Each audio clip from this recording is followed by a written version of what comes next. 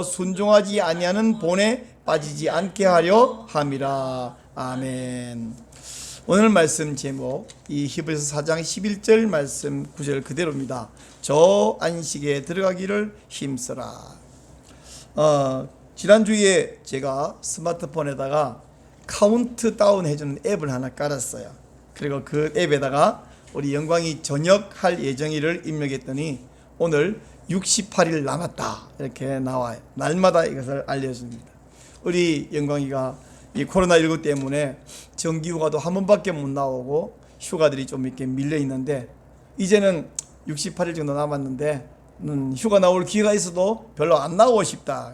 이 휴가 나오는 게 싫은 것이 아니라 휴가 나왔다가 다시 복귀하는 것이 너무 싫다는 거예요. 다행히 남은 휴가 날짜들은 계산해서 그 날짜만큼 빨리 전역할 수 있다니 참 다행입니다. 자, 제가 이 이야기를 하는 이유는 뭐냐면 사람이 임시적인 잠깐 휴식보다 완전한 안식이 훨씬 더 중요하고 훨씬 더 낫다 하는 사실을 말하기 위해서입니다. 그런데 만약 어떤 사람이 휴가를 위해서 전역을 포기한다. 너 휴가 나가고 전역 안 할래? 이러면 이해할 사람이 있을까요? 그런 사람은 없지요. 근데 그렇게 비교하면 없지만 이 세상에는 잠깐 휴식이나 안락함이나 편안함을 위해서 영원한 안식을 포기하는 사람이 있다는 거예요. 세상에 그런 사람이 어디 있습니까? 네, 1세기에도 있었고 오늘날에도 있습니다. 자, 그런 사람이 어디 있나 한번 이야기해 봅시다.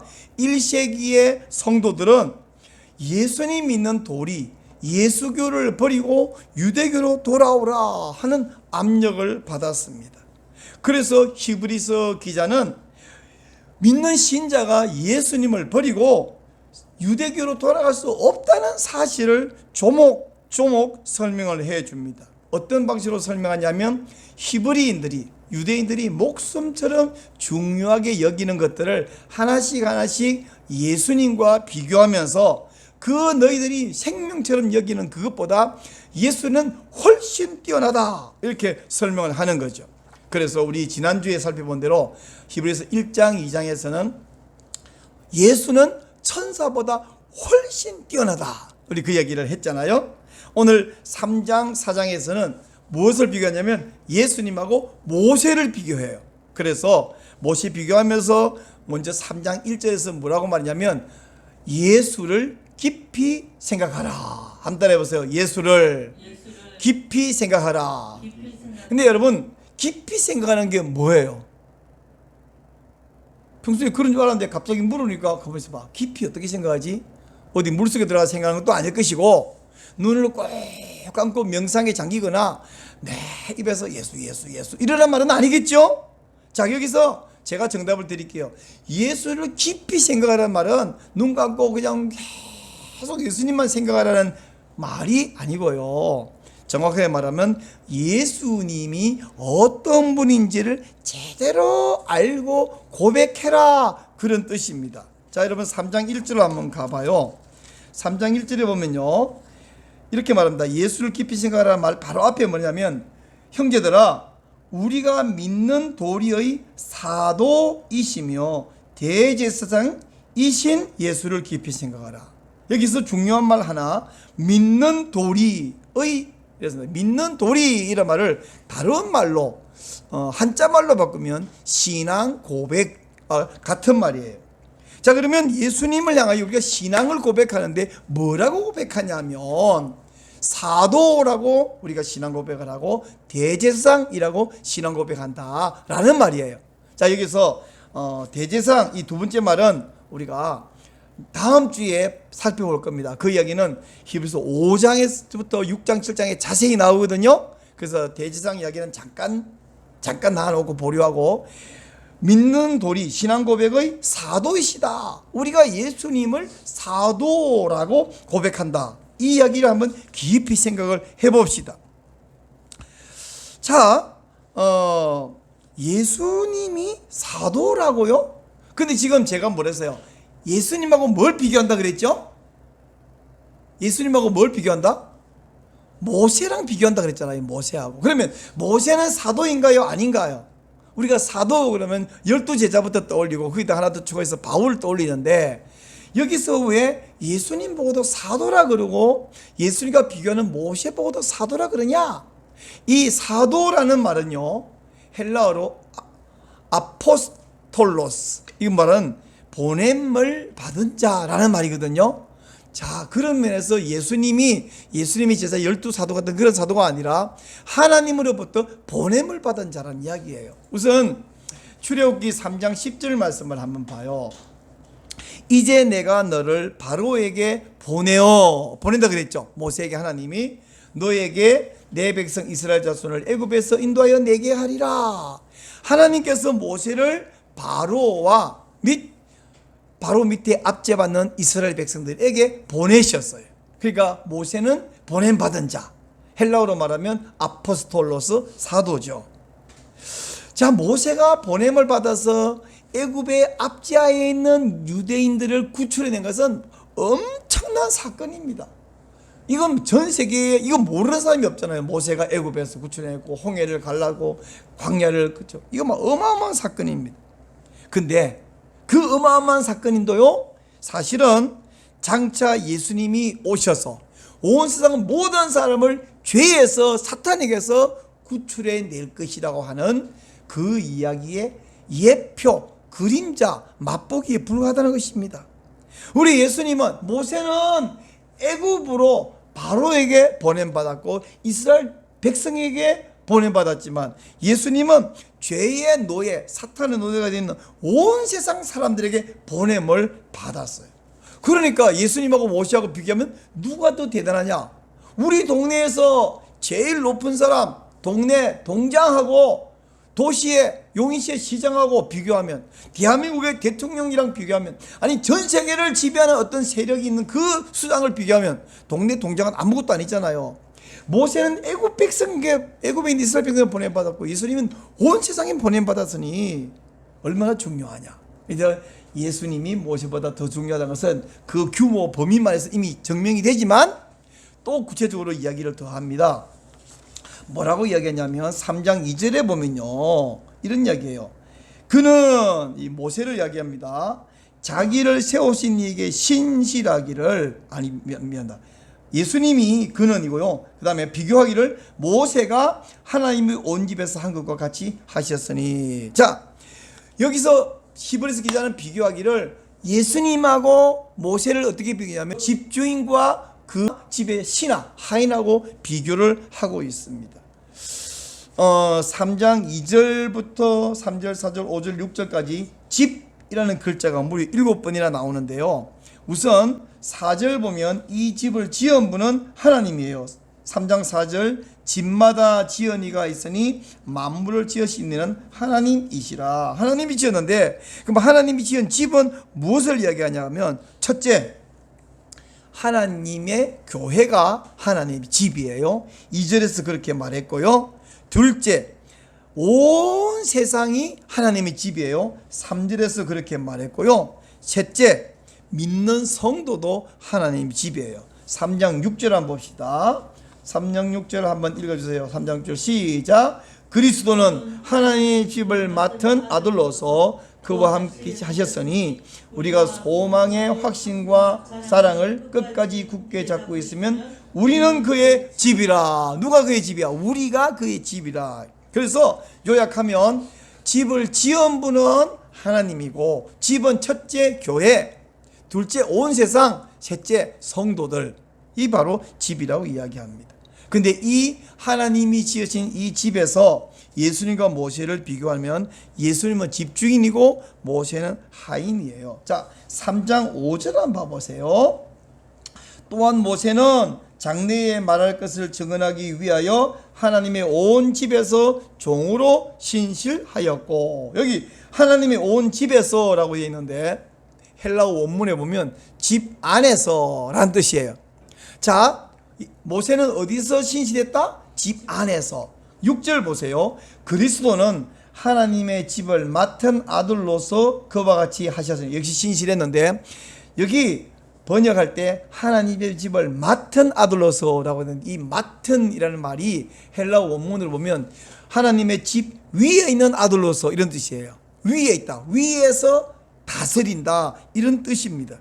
그러니까 집 안에서 충성하는 사람하고 집 위에서 다스리는 사람하고 비교하면 어떻습니까? 그 집 위에 다스리는 아들은 주인이에요. 그러므로 예수님하고 모세는 비교해보면 집 위에서 다스리는 사람, 우리 보세요. 회사에 있는데 사무실 안에서 근무하는 사람하고 이 사무실 전체를 바라보면서 통치하는 사장이나 회장이 있으면 이 비교가 됩니까? 그리고 그 회장이 월급쟁이가 아니라 오너야. 이 모든 것이 자기 거야. 그렇다면 비교가 안 되잖아요.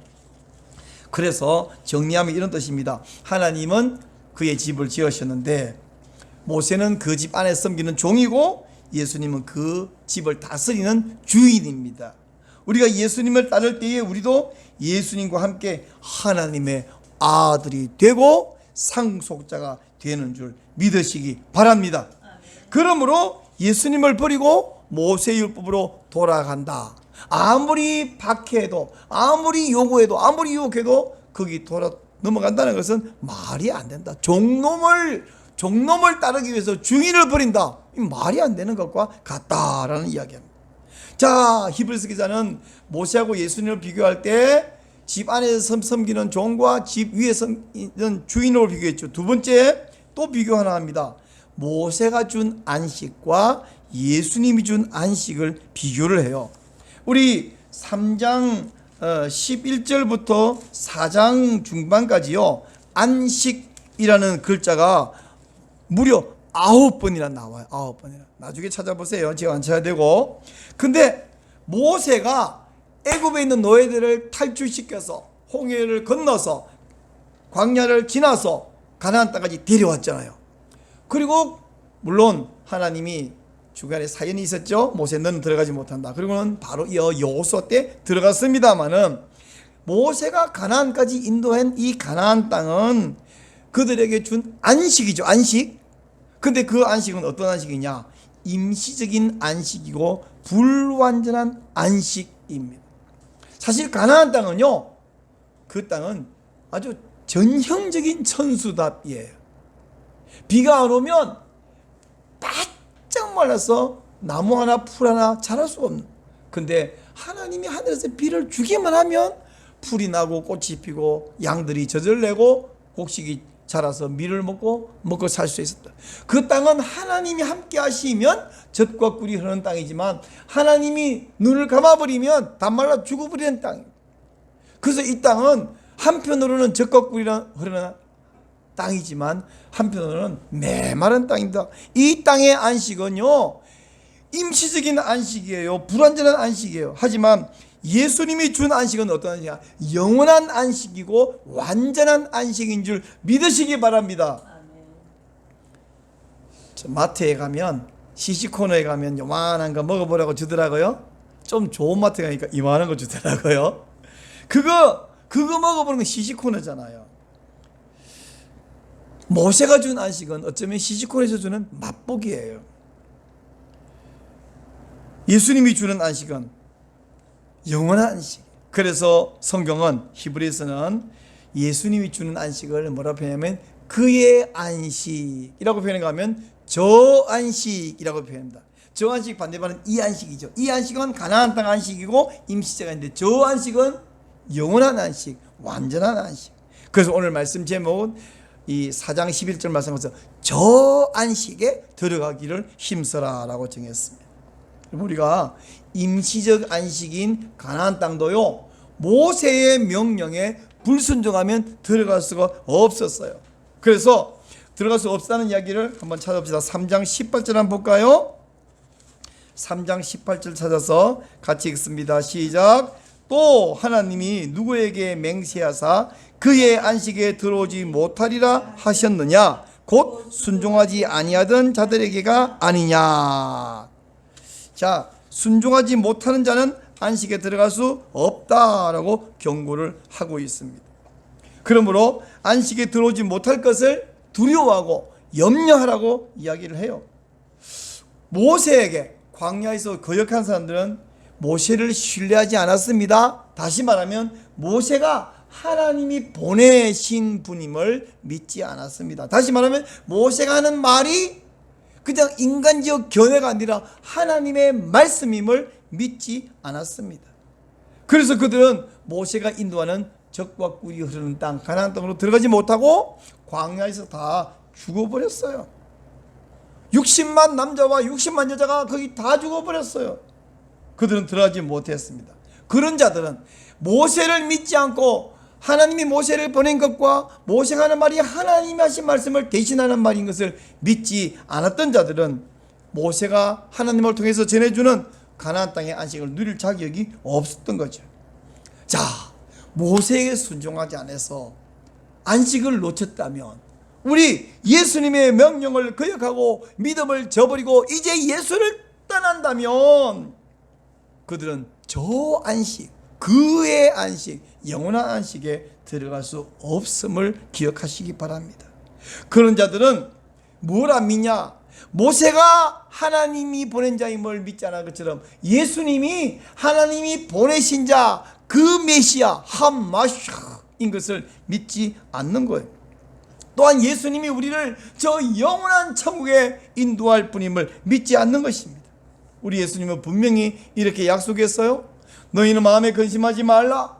하나님을 믿으니 또 나를 믿으라. 내 아버지 집에 거할 곳이 많도다. 그렇지 않으면 너에게 일렀으리라.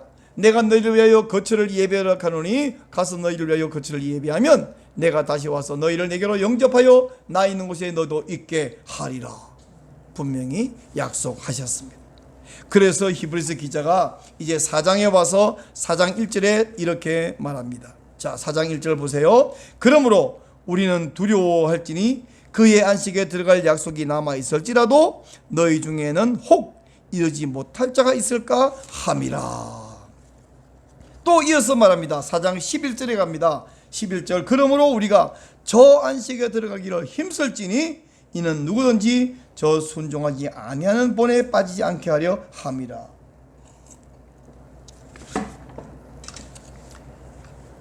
저 안식을 놓칠까 두려워하라. 저 안식에 들어가기를 힘쓰라 라고 이야기합니다. 만일 우리가 예수님의 말씀과 세상 눈앞에 있는 사람들 압력, 권력의 압력, 또 달콤한 유혹에 넘어간다면 그것은 예수님의 약속을 안 믿는 것이고, 그런 자들은 저 안식을 누릴 자격을 빼앗기는 것이 아니라 스스로 발로 차버리는 것이죠. 자, 그래서 히브리서 기자가 그 시대도 이걸 안 믿는 사람이 있어서 특단의 조치를 취합니다. 어떤 조치를 취하냐면 하나님의 말씀에 어떤 능력이 있으며 얼마나 무서운가를 알려줍니다. 어떻게 알리냐? 자, 우리 오늘 4장 11절을 중심으로 보는데 4장 12절 13절 말씀이에요. 4장 12절 하나님의 말씀은 살아있고 활력이 있어 좌우의 날선 어떤 검보다 예리하여 혼과 영과 및 관절과 골수를 찔러 쪼개기까지 하며 또 마음의 생각과 뜻을 판단하나니. 과연 이게 무슨 말이냐? 여러분, 이 말씀이 그냥 하나님 말씀은 힘 있는 말입니다 이렇게 단순히 말하는 게 아니고요, 하나님 말씀을 믿지 아니하고 거역하고 거절하고 차버리고 돌아서겠다는 사람들에게 경고의 말씀이 이것입니다. 즉 하나님 말씀이 좋은 말이다 이게 아니라 얼마나 무서운 말인가를 이야기하고 있는데요. 하나님 말씀은 살아있고 활력이 있다. 그래서 이 말씀은 우리 영혼까지 찔러 쪼갠다. 우리 영혼을 해부해버린다. 이게 무슨 말이냐면 로마인들이 사용하는 칼을 글라디우스라 그러잖아요. 양날검. 이 양날검을 든 로마 군사 앞에, 우리 로마는 군사력으로 세계를 지배했잖아요. 이 앞에 서면 황제의 명을 거역하는 사람은 이 글라디우스 앞에 살아남을 자가 있을까요? 없습니다. 이 예리하고 날카로운 양날검으로 찔러 쪼개버린다는 것이죠. 무서운 이야기죠. 근데 황제의 명을 거역하면 로마 장교가 들고 있는 이 글라디우스 앞에 살아남을 자가 없는데, 하물며 우리 하나님의 말씀은 이 글라디우스는 육체만 찔러 쪼개지만 하나님 말씀은 우리 영혼까지 찔러서 쪼개고 해부해버리고 판단해버린다는 말씀이고, 하나님 명령을 거역하면 이 말씀 앞에 살아남을 자가 없다. 이 말씀은 때로는 우리를 살리는 말이고 우리를 위로하는 말이지만 하나님 말씀은 순종하지 않는 자에게는 경고하고 찔러 쪼개버리고 판단해버리고 그 말씀 때문에 너희는 죽는다. 라고 이야기를 하고 있습니다. 그리고 하나님은 모든 것을 판단하고 모든 사람에게 상과 벌을 내리시는 하나님. 4장 13절에서 말합니다. 지으신 것이 하나도 그 앞에 나타나지 않음이 없고 우리의 결산을 받으실 이의 눈앞에 만물이 벌거벗음까지 드러나느니라. 만물이 벌거벗음, 우리 벌거벗은 정도가 아니라 엑스레이로, CT로, MRI로 우리 속까지 다 들여다보는데 MRI, CT가 우리 속을, 뼈를 돌보고 위장을 들여다본다면 우리 하나님은 우리 영혼까지 다 들여다보며 그를 판단하신다 라고 말씀하고 있습니다. 자, 지금까지 제가 드린 말씀을 두 가지로 요약하면, 첫째, 예수님은 모세보다 위대합니다.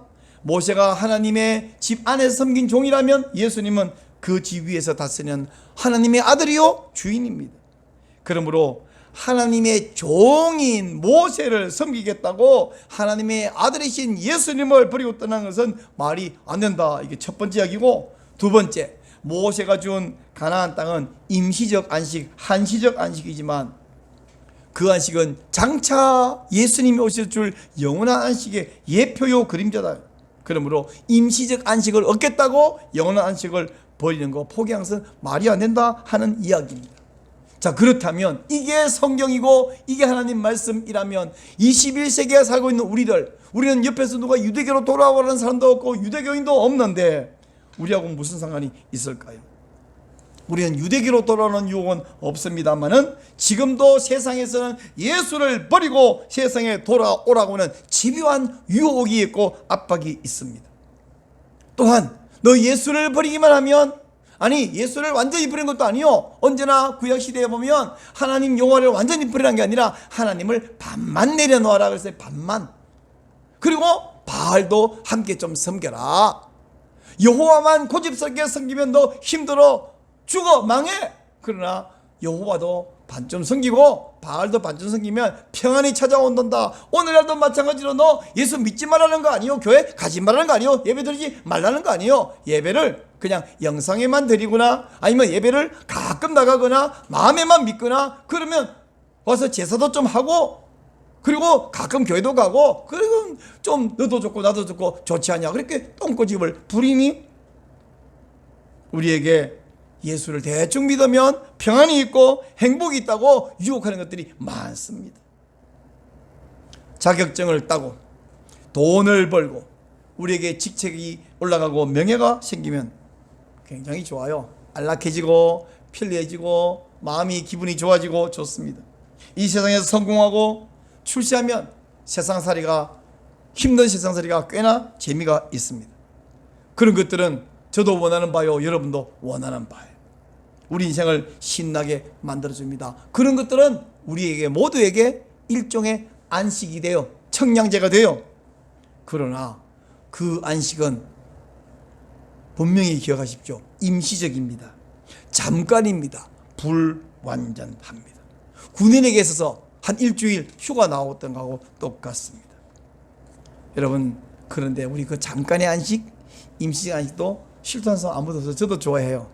돈도 좋아하고 명예도 올라가면 좋겠고 편하면 좋겠고 다 좋습니다. 그러나 그게 나쁘다가 아니라 그것을 취하겠다고, 그것을 붙잡겠다고, 그것을 위하여 영원한 안식, 저 안식, 천국을 내려놔야 한다면, 포기해야 한다면 그보다 더 어리석은 일은 없습니다. 그보다 더 말이 안 될 것은 없습니다.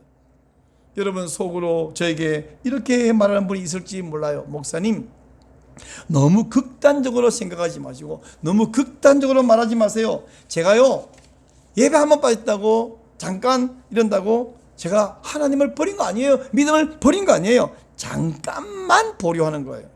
야, 그거 참 멋진 말입니다. 잠깐만 보류하는 거지. 누가 그런 멋진 말을 만들었을까요? 사탄입니다. 그것이 바로 사탄의 전략 전술입니다.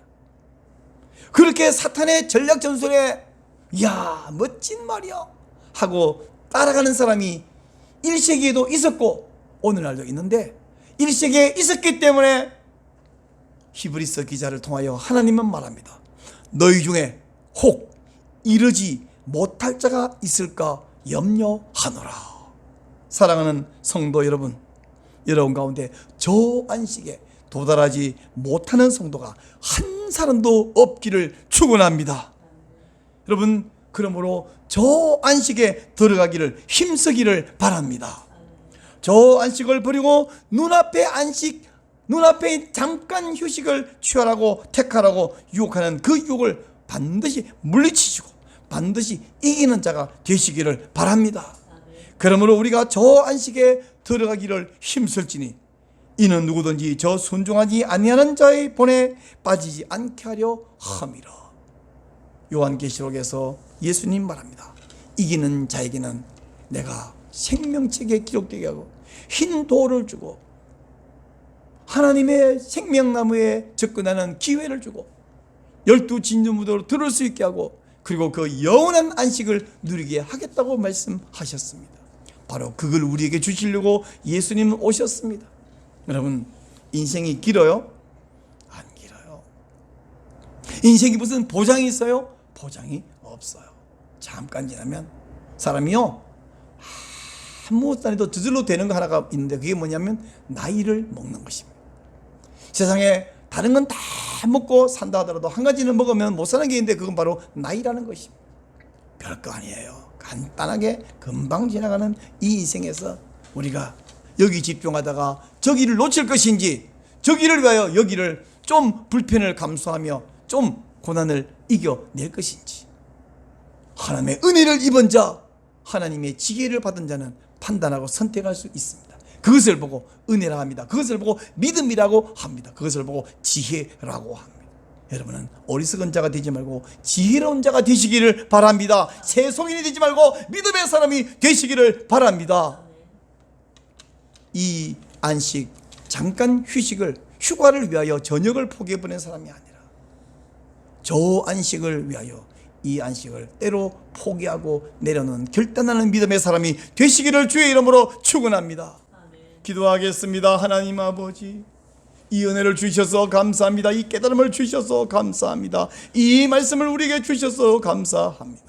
오 주여, 세상에서는 휴가를 위하여 저녁을 포기하는 사람이 없지만 영적인 면에서는 잠깐 눈앞에 있는 안식을 위하여 저 안식을 때로 내려놓을까 저울질하는 어리석음이 우리 속에 있습니다. 사탄의 유혹이 있습니다. 세상의 압력이 있습니다. 주여, 1세기도 그랬고 오늘날도 그러합니다.